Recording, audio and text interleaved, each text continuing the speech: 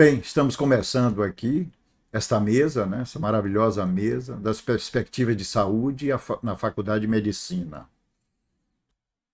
O nosso tema, a nossa responsabilidade é a escola máter da medicina brasileira, numa perspectiva, né, da prática médica em base científica. Vamos fazer esse caminho. É uma satisfação estar nesta mesa com Maria Hilda Paraíso, que nos apresenta a medicina indígena, né? A experiência empírica e religiosa, sobretudo o uso das plantas. Né? Fiz um poema para o índio, a importância da árvore. Né? A árvore para o índio é tudo. Com Jaime César, né? Paixão, a medicina africana, as experiências empíricas e curiosas. Gosto dessa imagem do cirurgião negro. Os negros tiveram que se virar porque eles não tinham cuidado, os médicos, né? Os escravos estavam, quando tinha atenção, era uma atenção veterinária, uma atenção agrícola, como o professor Paulo Pena me ensinou nos seus estudos. Está aí o registro de Debré. A medicina portuguesa também mesclou uma tradição europeia indígena empírica. É esse belo livro do Erário Mineral, que está na Biblioteca Gonçalo Muniz, foi até eu que doei, de 1735, do Luiz Gomes Ferreira, que era cirurgião aprovado.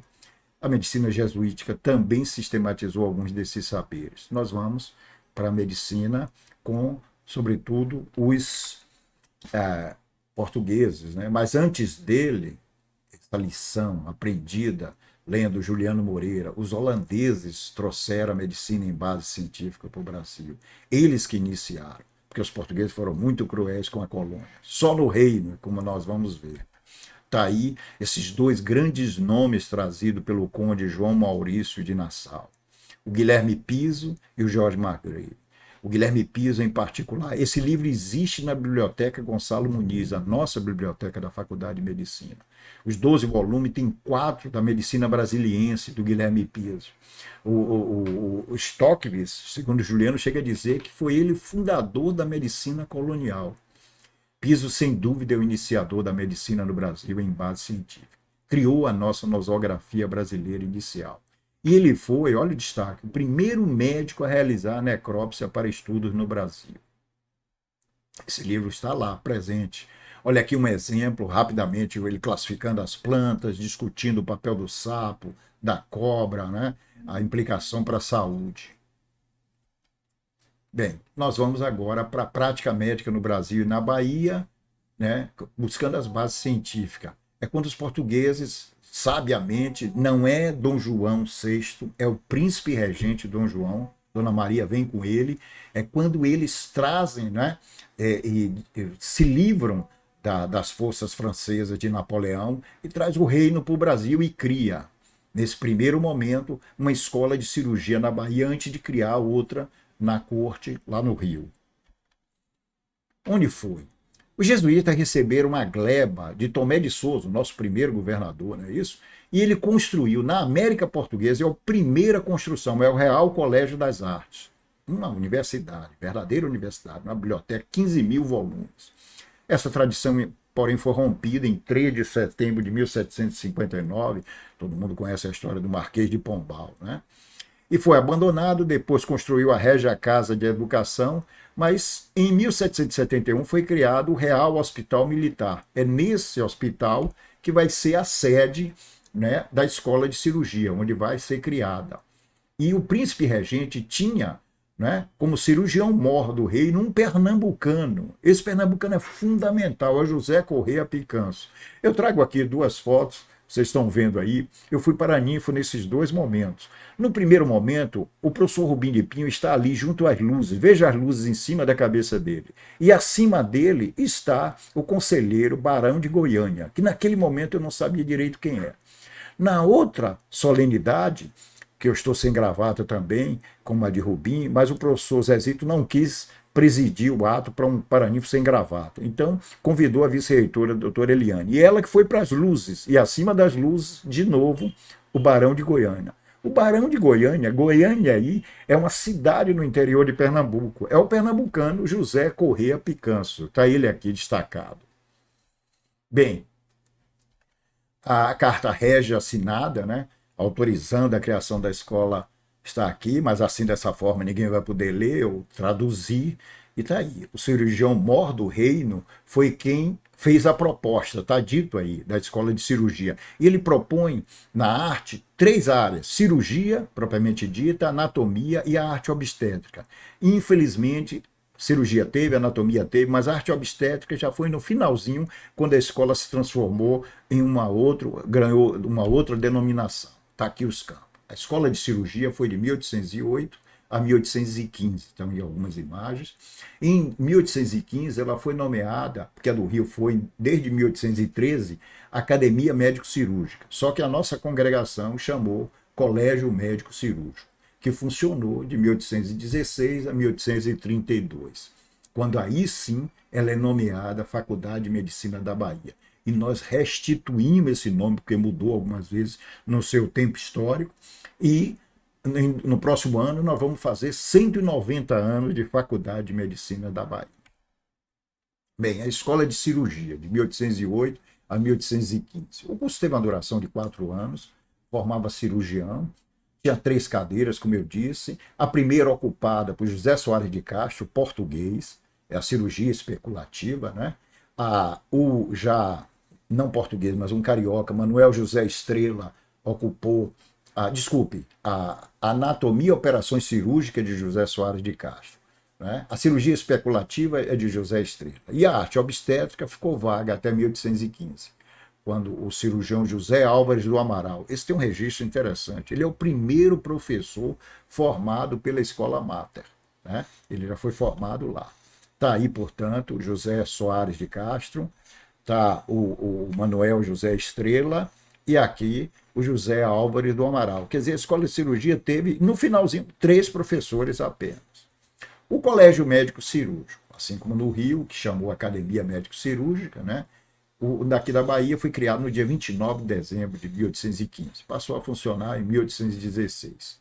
É uma reforma feita por um baiano, né? Manuel Luiz Álvares de Carvalho, que era cirurgião mor também do Rio. O curso aumentou para 5 anos, aumentaram os números de cadeira e o curso teve que se deslocar, mesmo menos precário, porque já era muito precário o Real Colégio Militar, Hospital Militar. Então ele foi para o Hospital São Cristóvão, na Santa Casa de Misericórdia. Em 1825, você já tinha 8 lentes. Eu vou destacar um aqui, dos inúmeros lentes que vocês estão vendo abaixo. Né? Esse lente é Antônio Ferreira França. Ele tem um protagonismo nacional. No dia 16 de junho de 1831, ele propôs o fim da escravidão.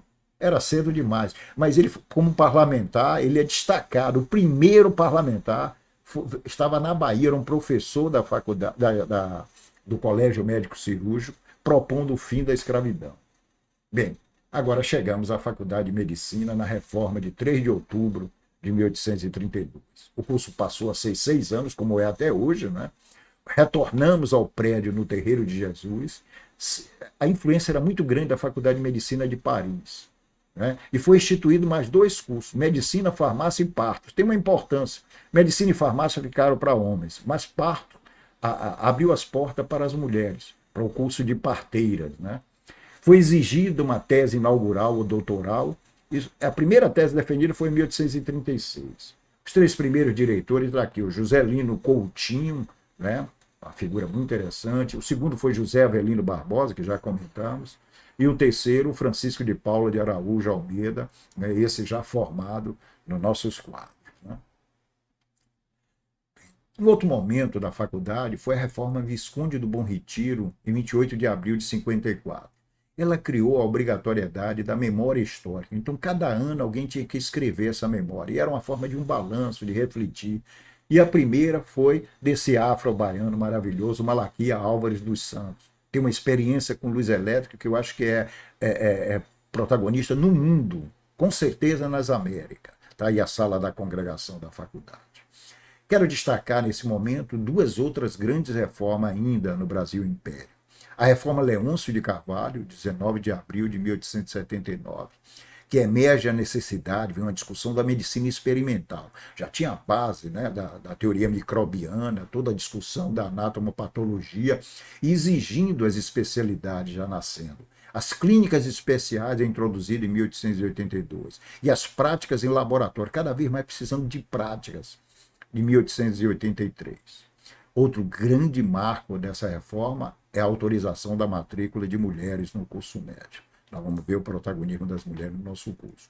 A reforma Visconde Savoy, de 25 de outubro de 1884, ela fortalece a necessidade do curso prático e as medidas, obviamente, defendendo também a matrícula das mulheres. Abro um parêntese, porque muita gente diz que a escola tropicalista baiana não tinha nada a ver com a faculdade. Isso é um equívoco, um grande equívoco. Ela tem um nascimento de 3 estrangeiros, não completamente fora da faculdade. Patterson tem uma formação escocês e Otto Voeckler ele é português, mas de origem alemã e formou-se na cultura alemã, né? Mas também o terceiro é um português, o Francisco Silva Lima. O José Francisco Silva Lima se formou na Faculdade de Medicina da Bahia e foi um professor prático a vida toda, sem a formalização do título de professor. Ele ensinou e fez discípulos como Juliano Moreira, mostrarei mais adiante. Bem, o Patterson, o escocês, foi quem sugeriu a criação da Associação de Facultativos. Criar essa associação para fortalecer essa tradição, até hoje forte no Brasil, da medicina tropical que existe na Bahia. O Otto Voeckler fez pesquisas incríveis com os helmintos, ancilostomias, a filariose, o agente etiológico, a Voeckleria bancroft, o verme tem o nome dele, Voeckleria, em homenagem a ele. E estudou as cobras venenosas. Isso é uma obra que foi para o mundo. Silva Lima, José Francisco Silva Lima, português, estudou o AI1. Esse AI1 foi olhar para o corpo do negro, uma doença degenerativa nos pés do negro, né? E eles amputavam com dores e eles começaram a dar assistência, anestesiar para tirar. Silva Lima teve o nome, doença de Silva Lima ganhou o AI1. E vários estudos, bem como o estudo do Beriberi. Por outro lado, temos aqui o Antônio José Alves, aqui o meu primeiro, grande cirurgião, professor, lente de cirurgia, é o pai de Castro Alves, foi o iniciador do estudo do microscópio e depois vai ser fortalecido por Pacífico Pereira. Depois, o do meio, Antônio Januário de Farias, lente de clínica médica, quem propôs criar a Gazeta Médica da Bahia. A revista da Medicina Tropical da Bahia foi criada por proposição de um professor da Faculdade de Medicina. E naquele momento, um estudante da Faculdade de Medicina já era protagonista. Ele atuava junto a Patterson nas operações, junto a Silva Lima na clínica, a Voeckler nas pesquisas, e quando ele se formou, um mês depois de formado, ele passou a dirigir a Gazeta Médica da Bahia. Bem, essa medicina tropical, Patterson e Voeckler tem hoje um protagonismo, nós estamos em tempos de pandemias, eles enfrentaram a resistência de setores dentro da faculdade, aí sim, é verdade, serviços de saúde, os dirigentes estatais e os médicos em geral tinham uma visão conservadora, não aceitavam, e eles defendiam que se aceitasse o caráter contagioso das epidemias de febre amarela, em 1849, e o cólera morbus, em 1855. Eles tinham uma posição avançada, uma visão da medicina bacteriana. Esses avanços é uma dívida da medicina tropical na Bahia e no Brasil. A ideia do contágio por micróbios, né? O uso de microscópio para identificá-los. Foi também deles que começou todo um processo da antissepsia e da asepsia. Começou-se na Bahia, protagonista na medicina brasileira, da anestesia local. Isso tem uma forte tradição. Bem, está aí a Gazeta, sua página inicial de 10 de julho de 1866. Né? A proposta dela, repito, Antônio Januário de Farias, né? Lente da faculdade, chegou a ser diretor. A importância e o prestígio da faculdade, o Silva Lima provavelmente, eles convidaram o Vigílio Clínico Damaso, lente de medicina legal, para ser o chefe de redação da primeiro. Então ele veio simbolicamente, né, o Juliano disse que na prática era Silva Lima o redator geral. E Antônio Pacífico Pereira com o protagonismo que eu já falei a vocês. Né? Teve o papel de Nina Rodrigues no seu tempo. Juliano Moreira, essa é uma das descobertas. Eu tenho um livro com 6 pesquisas originais, e uma dessas descobertas originais é Juliano Moreira como redator-chefe da Gazeta Médica de 1901 a 1903, na prática até 1902. E ele escreveu, quinzenalmente foi publicado. Juliano teve uma competência de garantir a Gazeta, a cada 15 dias saindo, com a sua importância divulgando o conhecimento científico da medicina. A Reforma Leôncio, como eu disse, garantiu a primeira médica, o direito da médica. Mas antes da médica formada no Brasil pela Reforma, teve uma brasileira médica, a Maria Augusto Generoso Estrela. Eu tenho que fazer justiça aqui a ela. Formou-se em 1881 na Universidade Americana, em Nova York. Né?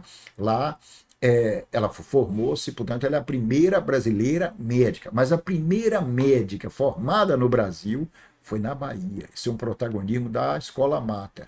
Né? Quando teve o direito pela Reforma Leôncio de Carvalho, em 1879, se inscreveram no Rio, né, 3 mulheres, inclusive a Rita. Depois ela se transferiu para a Faculdade de Medicina, e quando ela se transferiu, ela já no 2º para o 3º ano, entrou Amélia e Efigênia, 2 na Bahia, e Rita Lobato foi quem foi formada na nossa faculdade, primeira médica. Efigênia Veiga é a primeira médica baiana, ela se formou em 1890. Rita Lobato, em 1887, 10 de dezembro, forma-se e torna-se a primeira médica brasileira formada aqui. Está aí a Rita Lobato. Sua tese, né, doutoral, com temas, e outro protagonismo importante, vocês estão vendo aí, a Francisca Prager Frois. Barreto Prager, nome de solteira, e casou, né, e ganhou o sobrenome Frois. A primeira professora da Faculdade de Medicina.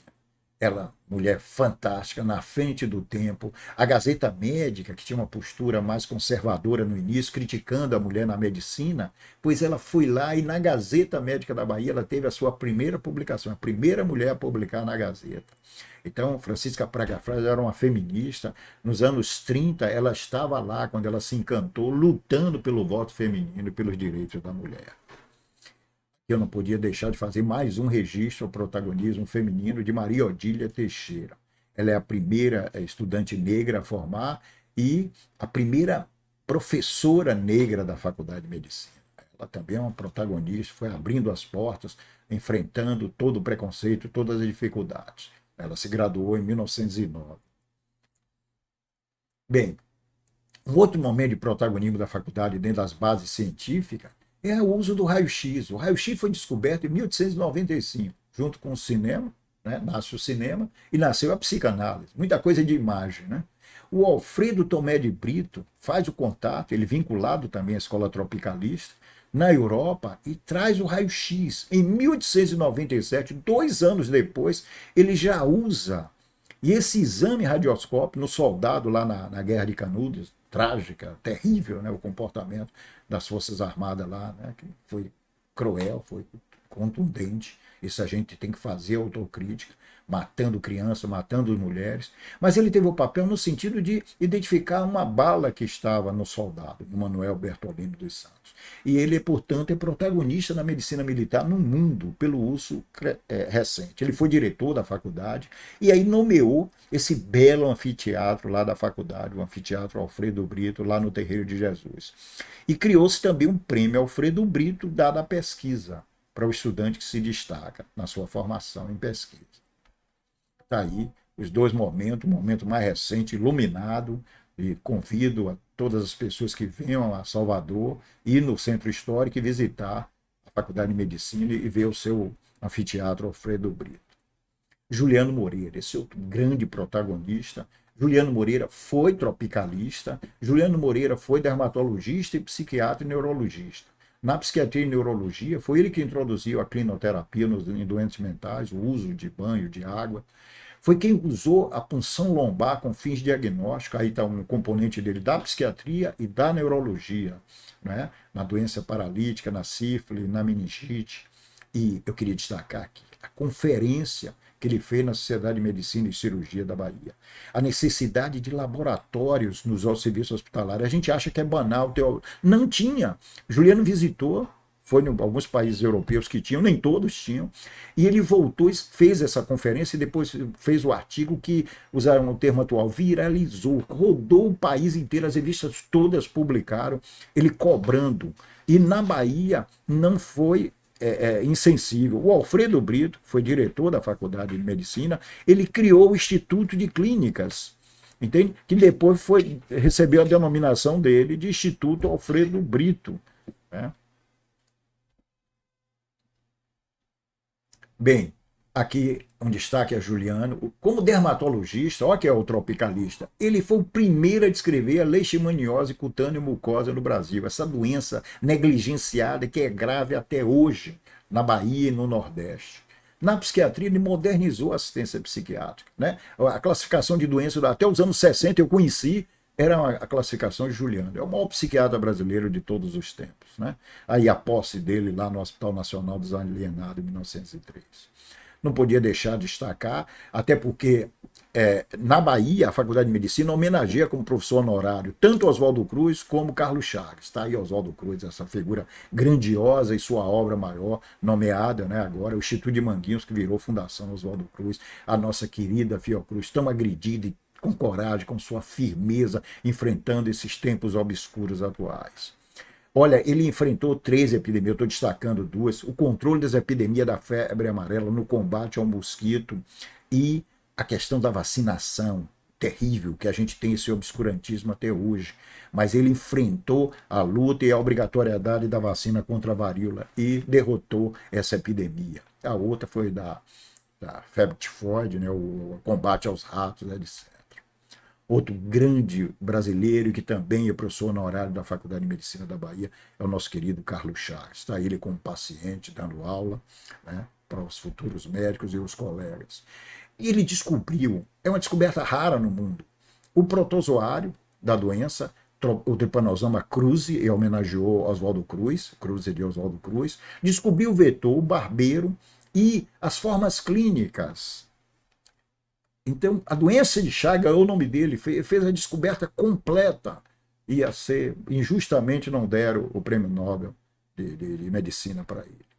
Outro grande tropicalista é baiano Manuel Augusto Pirajá da Silva. É quem identificou efetivamente o verme causador da esquistossomose, né? Pioneiros de estudo. Olha o grau, né, de presença dessa outra doença que atinge os pobres e é negligenciada. Olha aí a imagem no Brasil da presença da doença, sobretudo, né, no Nordeste, um pouco no Centro-Sul, Minas, né, um pouco, mas profundamente o Nordeste.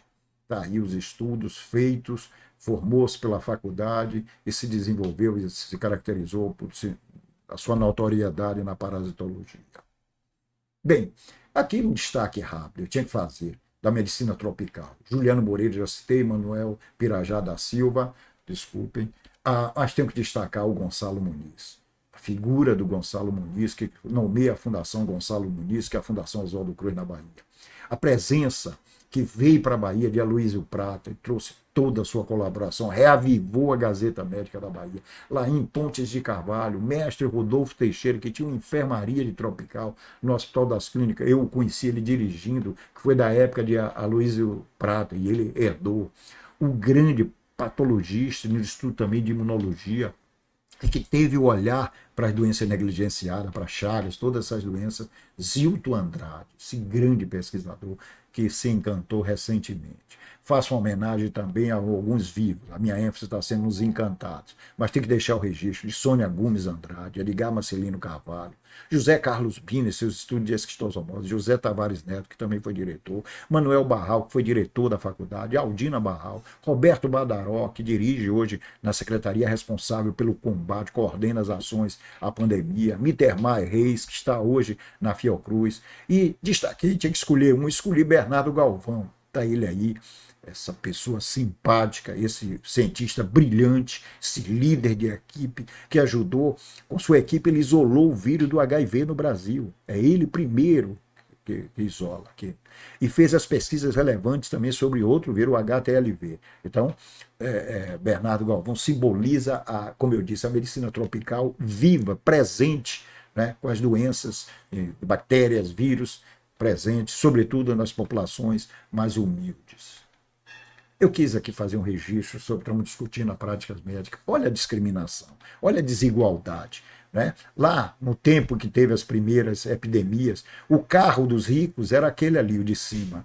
Né? Você vê pequeno, arejado, né? O carro dos pobres, para as classes populares, era isolado, fechado, maior, acumulativo. Né? Infelizmente, o desafio para nós é construirmos, quem sabe um dia, uma sociedade igualitária, uma sociedade onde diminua essas desigualdades, construa uma sociedade que as pessoas desenvolvam os seus diferentes talentos, mas tendo as condições básicas de vida dadas a todas as pessoas. Está aqui a faculdade, numa noite estelar, né? Iluminada. Bem, outro destaque dessa medicina científica, Gessé Santiago Ascioli, Gessé Ascioli, como ele gostava de ser chamado, ele identificou os mecanismos de hereditariedade da anemia falciforme em 46 e publicou numa revista de estudante. Ele era estudante de 5º ano de medicina. Os arquivos da Faculdade de Medicina da Bahia. Está lá na Biblioteca Gonçalo Muniz. Também era chamado Tertúlias Acadêmicas. Olha o nome. Mas os cientistas só reconhecíamos o NIL. Bem, mas nós tínhamos um outro grande nome. Eliane Azevedo tem uma liderança importante da genética e um respeito no mundo. E ele escreveu para uma grande revista de genética, né, uma carta exigindo e documentando isso. Tanto é que ela teve que traduzir para o inglês toda a documentação, mandou a revista em português e traduzida junto com Gilberto Rebouças. E a professora diz com orgulho, ela lendo algum material, que tem Nil e Ascioli como descobridores do mecanismo de herança da anemia falciforme. Há publicações hoje no mundo, e aí vamos fazer justiça a esse aspecto incrível da ciência nos Estados Unidos. Esse é um lado fascinante, do respeito e do reconhecimento, quando eles ficaram convencidos de que Gessé fez antes, inclusive, do Nil. Mas o Nil não leu Gessé, nem Gessé nem o Nil. Os dois merecem o reconhecimento. Ele depois se tornou psiquiatra, eu conheci o mestre, introduziu a análise transacional aqui na Bahia e ele foi transformado num prêmio, já que foi como estudante que ele fez a descoberta do mecanismo de herança, está ali o esquema, ele se nomeia a melhor monografia do curso. O estudante que faz a melhor monografia ganha o prêmio Gessé Ascioli. Está aqui a faculdade dos anos 70. O outro protagonismo na genética também baiano, é a professora Eliane Elisa de Souza Azevedo. Vimos o protagonismo dela para garantir a Gessé, mas agora é o dela. PhD em genética no Havaí, depois professora.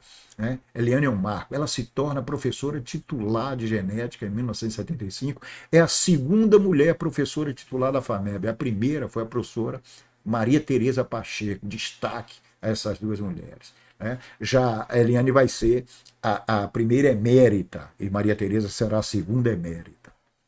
Está aí no Hospital das Clínicas, ela abre um laboratório de genética, um centro de estudo e pesquisa e de assistência, até hoje existe, e é forte, deixou herdeiro, deixou toda uma sucessão. Bem, no protagonismo de Eliane, ainda vale a primeira mulher eleita para o cargo de diretor da FAMEG. Ela foi eleita, mas não foi empossada. Ela foi mais votada numa lista de 6. Bem, mas primeira vice-reitora ela foi empossada, e foi nela, como vice-reitora, que ela criou o PIBIC, um programa institucional de iniciação científica que existe até hoje, importantíssimo para os jovens estudantes que vão construir a sua carreira acadêmica. E aí está a foto dela lá na reitoria. Ela foi a primeira reitora da UFBA. Foi nomeada, inclusive, membro honorário do Conselho de Reitores das Universidades Brasileiras. Ficou como membro eternizado em 1994. Ela também tem um protagonismo na faculdade como a primeira mulher memorialista da Faculdade de Medicina. E foi a memória lançada no bicentenário. Está ela aí dando autógrafo, né, e sua obra aí. Esse aqui é o pavilhão da Faculdade de Medicina, junto lá ao hospital, no campo, no Vale do Canela, onde funcionam as aulas, mas tem também pesquisas, tem atividade de extensão e tem elementos administrativos. Aqui é o abraço nos anos 90, a tentativa de recuperar abandonado, como está a Escola Mata, é a sua sede. Então toda essa luta foi sendo travada para recuperar E aí, em 2008, no bicentenário, está ele luminoso, tem seus problemas, mas ela está ocupada. A nossa pós-graduação, Saúde, Ambiente e Trabalho, é lá. Outra pós-graduação de Medicina e Saúde também funciona.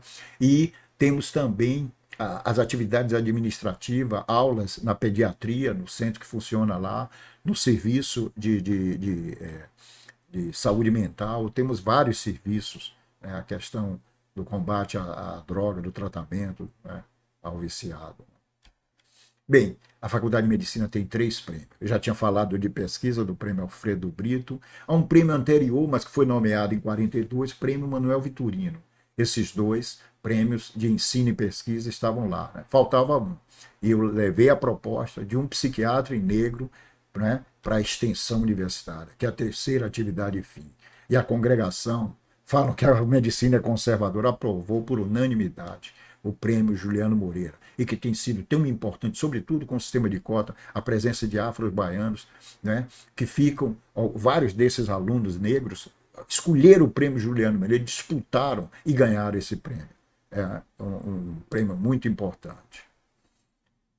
Queria finalizar com os protagonistas. Eu não podia deixar de citar esse nome. Edgar Santos, um grande Edgar Santos, né? Construtor, diretor da faculdade, que ajudou a construir tanto a faculdade como a conquistar, junto com os estudantes e outros professores, o Hospital das Clínicas, que ganhou o nome dele, Hospital Universitário Professor Edgar Santos. José Silveira, esse nome do combate à tuberculose, essa grande que deixou um patrimônio também aí da Fundação José Silveira, o IBIT, né? Professor Euni Rocha. O professor Euni Rocha tinha um capítulo no CESP. O livro mais lindo lido de medicina no mundo tinha um piauiense que adotou a Bahia para viver e para ensinar e para estudar. Euni Rocha. Álvaro Rubim de Pinho, grande psiquiatra. Esse homem que pesquisou a psiquiatria na questão cultural. Rubim é nome hoje de uma biblioteca. Maria Tereza Pacheco, a grande professora Maria Tereza Pacheco. Trazendo aqui a foto.